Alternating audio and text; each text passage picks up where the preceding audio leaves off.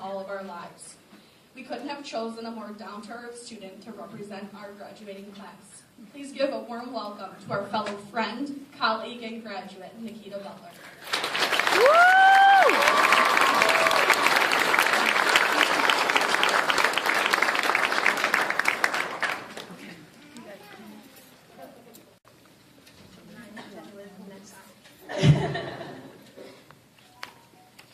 Good morning, everyone.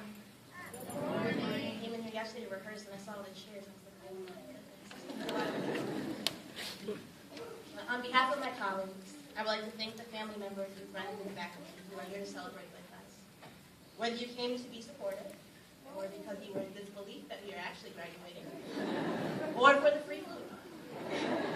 I know it's safe to say that your presence is appreciated, so thank you. I would also like to thank my student colleagues in the College of Nursing for the opportunity to stand before you all on such an important day. We have finally arrived to the day we have been waiting for, graduation day. It is hard to believe that we are concluding this chapter in our lives. I still remember the starting number on my graduation countdown clock, 412 days. I may have been a little eager to graduate, but I know I'm not the only one. Currently, my countdown says that in less than 4 hours, we will be crossing the stage and moving forward into our nursing careers, and if applicable, into the world of student loan repayment. So, today is a clear celebration. I would like to take a few moments to remind us of what we are celebrating. I know no one wants to leave nursing school, but I think we need to take a step back and see where we've come from, our journey, our progression from the start of our program to today. Sophomore 2. We all received our acceptance letters into the Oshkosh nursing program. I was so nervous that I forwarded the email to my mother and had her open it. And then she told me, you need to open it, and I just wouldn't do it. So, soon after, we purchased our first pair of Oshkosh nursing scrubs, and for many, we couldn't wait to put them on and become nurses. For a number of us, we were introduced to NCLEX-style questions for the very first time, where 3 of the 4 answers are correct, but you have to choose the best one, and one is so far-fetched that you might just choose it anyway. It was in sophomore 2 that we learned how to communicate with and listen to our patients. We were being molded into patient advocates. Additionally, we learned to perform health assessments. We were one another's test subjects. We have heard one another's heartbeats and lung sounds, the weird sounds our stomachs make before breakfast, after lunch. We have looked into one another's eyes, ears, nose, and throat, and even had the amazing privilege of touching each other's feet. I wore gloves. Many of us were nervous, especially during the final, all-inclusive assessment checkoff, but we had fun learning the fundamental nursing skills. We were on our way to becoming nurses. Everything was new and exciting. Junior year. Junior 1 is the start of the year we heard rumors about, the year even our professors warned us about, the year that was so tough that at the end we had t-shirts made that said, "We survived," the medical surgical year. This year would be the year of care planning, and the year we began to change our thinking from concrete to critical thinking. We began to learn the various illnesses we will encounter in nursing practice and how to intervene. We were introduced to more complex skills like IV insertions, tracheostomy care, and various other tube insertions. I will never forget practicing how to maintain a sterile field during a procedure after insertion. In my kitchen, my father walked in and just stood there staring at me. I was all gloved up with my elbows tucked to my sides, my hands above my waist and within my line of vision. And I told him, "Don't even ask." He didn't. He just walked away, looking amused and perplexed. Junior year was also the year that I wish I had purchased stock in Starbucks. There were so many times I would walk into Starbucks and one or more of my classmates would be there with her head buried in a very large textbook. I know I said her, and that's not to say that the men in my class didn't study. They just didn't study at Starbucks. As the course material became harder, the time spent reading our textbooks increased, the time spent sleeping decreased, and the amount of caffeine consumed significantly increased. Junior year was the year that challenged us. It stretched us and began evolving us into the nurses we aspired to become. Senior year. Senior 1, I will forever call this first semester of senior year, the semester the sun came out. We could finally see the light at the end of a very, very, very long tunnel. we could finally wear the very stylish khaki and nursing clothes ensemble we purchased in sophomore year. This uniform let everyone know that we were seniors. We had arrived. Not only was this semester the beginning of the end of our nursing student career, but it was the semester that I and quite a few of my colleagues had been waiting for. Community health, pediatrics, and obstetrics, children and babies.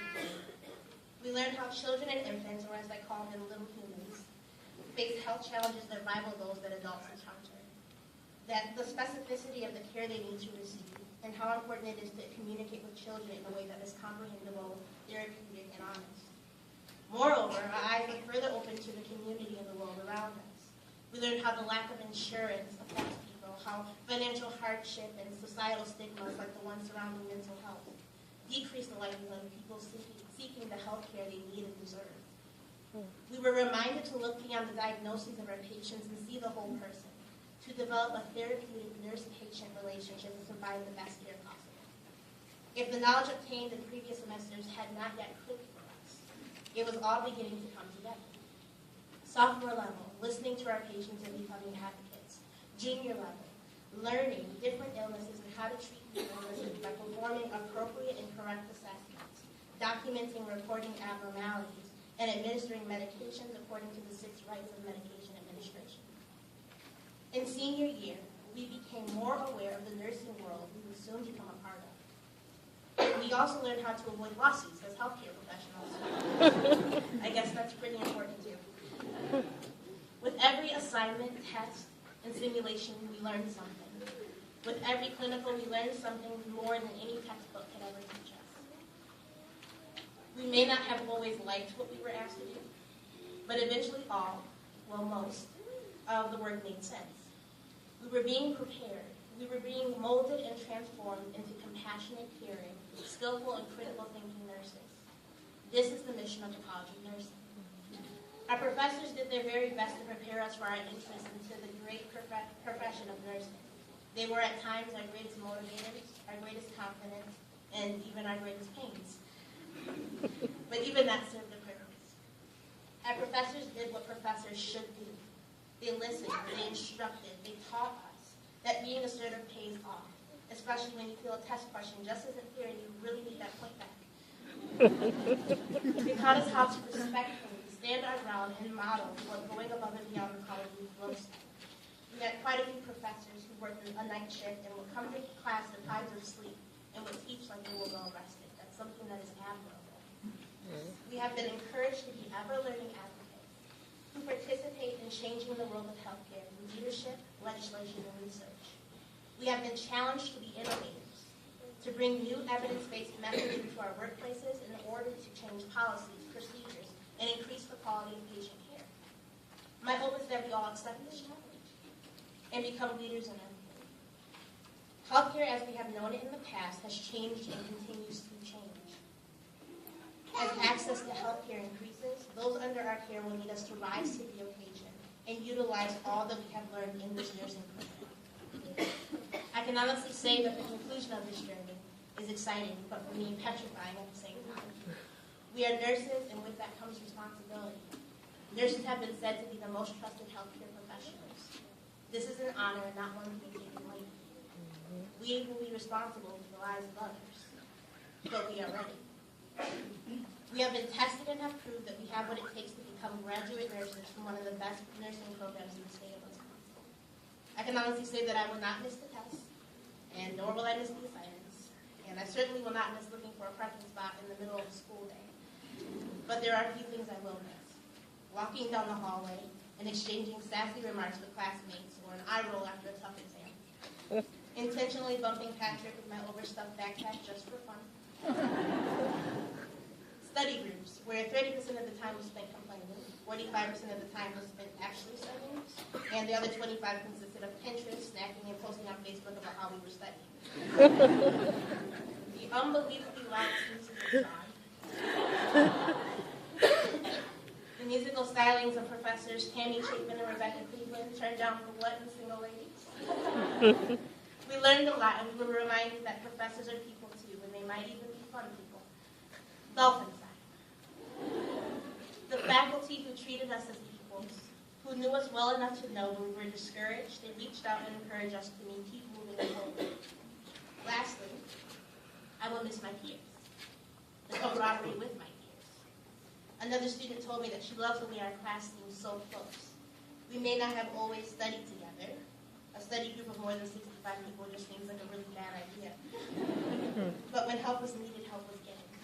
Our class is full of amazing people, and here are just a few examples. The classmate who heard a classmate say her hands were cold and bought her a pair of gloves from his truck. The classmate who loaned money to a fellow student because they could not remember their pen and needed to pay for CPR class. I forgot my pen. The classmates who always had something nice to say or a smile to offer. The classmate who in their downtime would help a student colleague care for their patient whenever help was needed. These are the type of individuals who are entering the world of nursing, and the world of nursing will be better because of it. It may be corny, but I have written one last diagnosis. You wouldn't find it in the nursing diagnosis handbook, just as you wouldn't find a risk for death. But it's still a real thing. We have a risk for success. Related to knowledge obtained at one of the greatest nursing schools in the state of Wisconsin is an innate ability to care for others, as evidenced by skill, perseverance, confidence, humility, compassion, and a passion for nursing that will change its lives. To those getting married soon, good luck. To those who have already enrolled in the graduate program, why would you do that?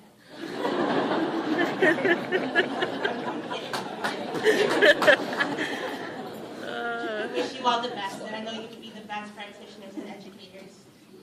I hope that all of you find great happiness in all that you do, no matter where life takes you. Before I close, and for nostalgic purposes, and like we have done before numerous exams, can we dolphin sigh one last time? Okay, 1, 2, 3. Again, congratulations, nursing class of 2015. Thank you, and God bless.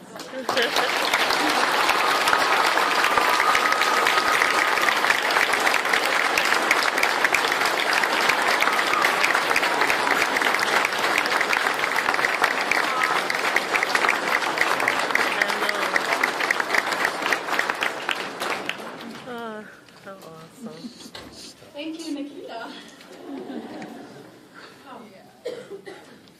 It has come to the portion of the ceremony that most of us have been waiting for, the presentation of the graduates.